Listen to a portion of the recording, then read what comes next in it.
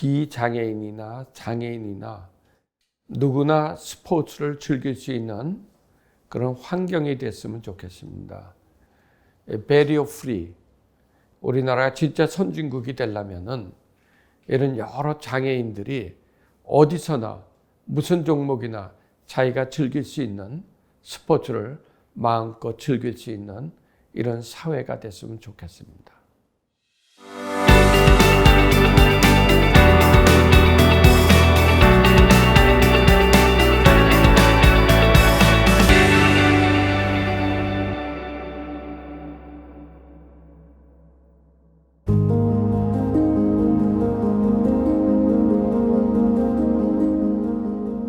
특히 그 재활의학과는 저희가 치료하는 선수들이 모두 장애인들입니다. 하반신 마비가 됐거나 뇌성마비거나 절단 환자거나. 그래서 이런 환자분들을 치료하고 나면은 이분들이 사회에 돌아와서 일을 해야 되는데 아무래도 중도 장애가 되니까 굉장히 절망을 하고 사회에 적응을 못하게 됩니다.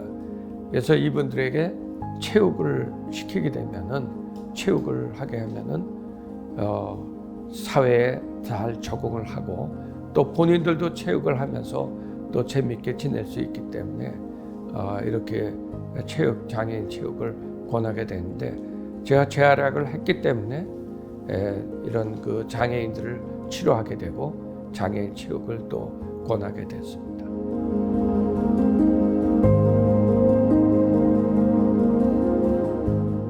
하이델베르크의 이제 척추 손상 센터에서 제가 방문 교수를 했는데, 그 척추 손상 센터에서 그 환자분들이 봤더니 낮에는 치료를 받고 저녁 때는 이제 모여서 운동을 하더라고요. 이 농구나 이런 것뿐만 아니라 많은 스포츠를 즐기고, 또 하이델베르크라는 데가 옛날에 그 장애인 올림픽을 치렀던 데입니다. 그 시에서. 그래서 장애인 시설들이 굉장히 잘 되어 있습니다. 이 체육 관계자분들을 거기서 만났는데 그분들이 걱정을 하시더라고요. 그때가 이제 저희가 86, 87년도였거든.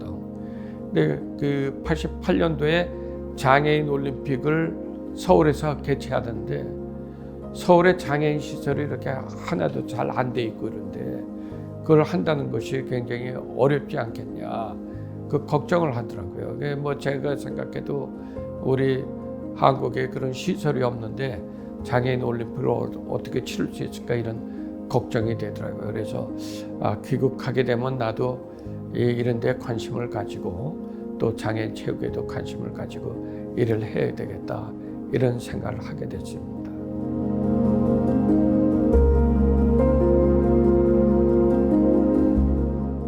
근데 의무분류란 건 뭔가 하면은 이 선수들이 예를 들어서 장애가 심한 사람은 심한 사람끼리 경기를 하게 하고, 장애가 덜한 사람은 덜한 사람끼리 하는 이런 분류를, 의무 등급을 줍니다. 그 분류에서.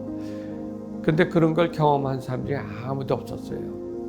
그래서 저희들은 거기서 국제 그 의무 분류사들이 그때 와서 의무 분류를 다 하고, 한국 사람들은 이제 거기서 옆에서 보조 역할을 하고 지원해주는 역할을 주로 했습니다. 그리고 저는 이제 그걸 끝난 다음에는 또 팀 닥터로서 활동했기 때문에 선수촌에 남아서 선수촌 그 선수들을 관리도 해주고, 외국에서 오신 그 의무분류사들과 자주 만나면서 친선을 도모하고, 앞으로 내가 어떻게 해야 또 이런 장애인 체육을 좀 발전시킬까 하는 그런 생각들을 거기서 갖게 됐습니다.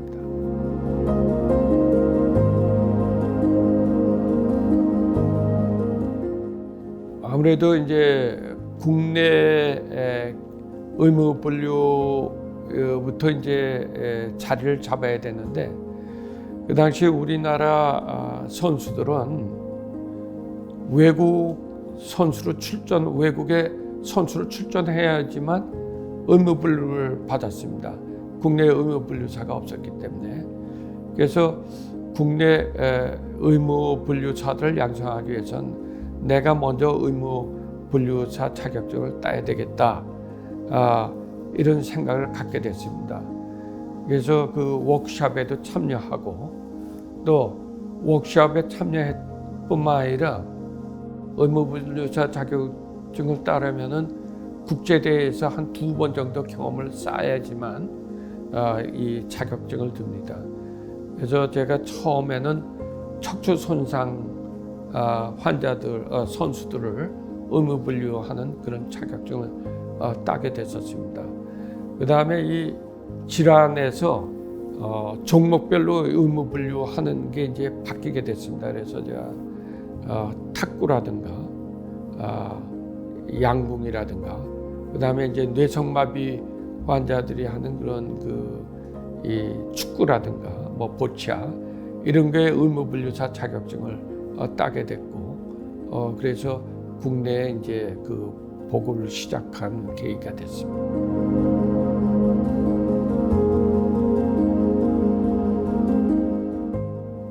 우선은 국내에서 예를 들면 만약에 전국체전을 하더라도 의무분류를 해야 되기 때문에 저 혼자서는 그걸 도저히 할 수가 없습니다. 그래서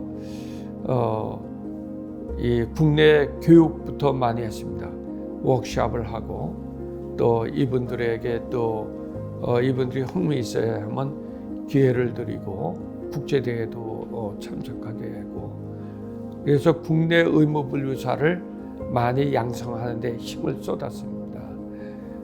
다행히 그 재활학과 의사들이 많이 협조해 주셔가지고 어떤 분들은 이제 그래도 또 여기에 관심을 갖고 국제 자격증까지도 따는 사람들도 생기고 그래서 국내 의무분류사들이 많이 양성이 됐고 지금 어느 정도 정착은 된 것 같습니다.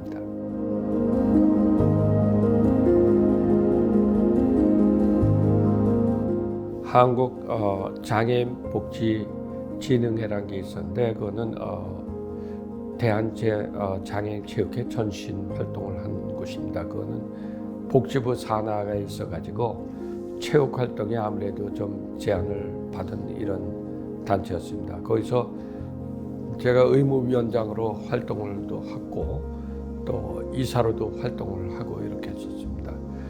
그 아무래도 체육회 활동에 아무래도 좀 장애가 될 것 같아가지고 그 당시 이제 이 산하를 좀 문화체육관광부로 옮기자 해가지고 현재 그 장애인 체육회 회장에 있는 정진환 회장과 그 사무총장인 최경식 사무총장이 실무를 보면서 이 체육회를 문화체육관광부 산하로 옮겼습니다. 그래서 지금 현재 한국장애인 체육회가 탄생하게 됐습니다.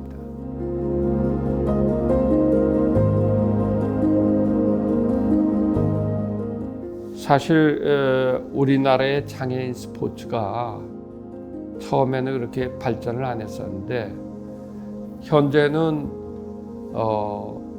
의무분류를 이 국제적인 의무분류 자격증을 가진 사람들도 많이 생겼고 국내 대회도 잘 이렇게 해나갈 수 있는 이런 단계가 됐습니다.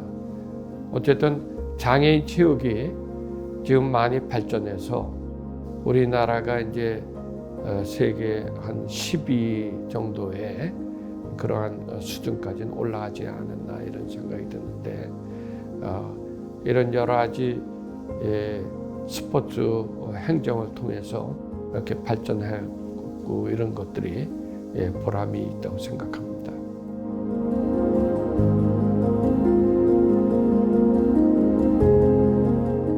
우리나라하고는 사뭇 다릅니다. 근데 우리나라에서 박찬일 원장님을 장애인체육의 전문가다, 뭐 이렇게 행정가다 라고 인정하는 것보다 훨씬 격이 달라요. 국제 무대에서의 박찬일 원장님의 이상은 정말 세계적인 분이십니다.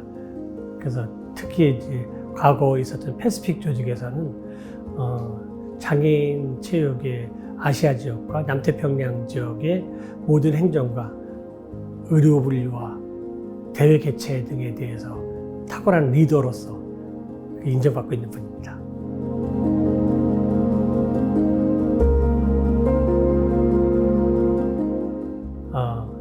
그래서 그분에 대한 역할은 정말 제대로 평가를 돼야 된다고 저는 생각을 하고 있습니다.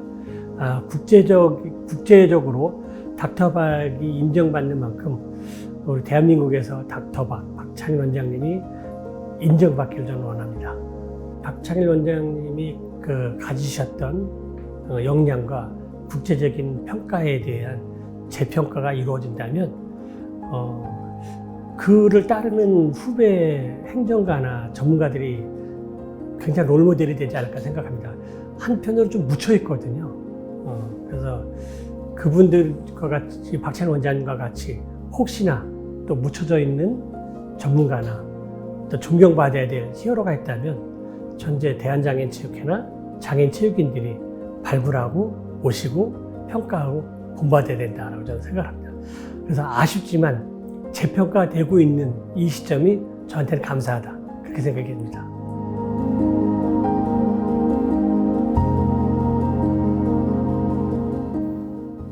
제가 한번 국제장애인올림픽위원회 IPC 의장으로서 한번 활동하고 싶은 그런 생각도 있습니다. 그럼으로써 또 그렇게 되면 우리나라 전체를 장애인 체육을 국제화시키는 데 큰 역할을 할 수 있지 않을까 이런 생각을 해봤습니다.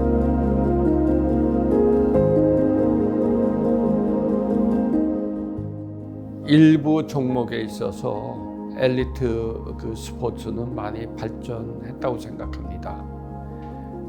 그런데 아직도 좀 발전하지 못한 부분이 많이 있습니다. 예를 들면은 이 필드나 트랙 경기라든가 이런 것들은 우리나라 굉장히 아직 약합니다. 양궁이나 탁구나 이런 거는 굉장히 발전이 되어 있지만 이런 이 뒤처진 부분 그런 스포츠 분야도 많이 발전을 시켜야 된다고 생각합니다.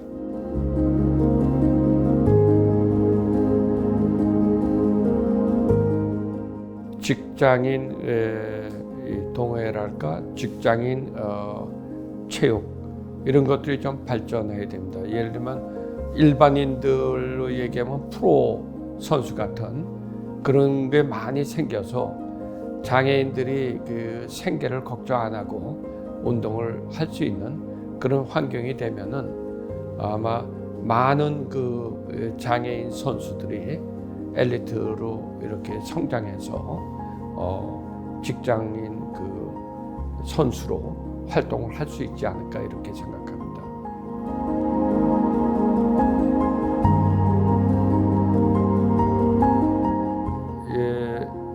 장애인 스포츠 여러 분야에서 전부 다 좀 국제화가 됐으면 좋겠습니다.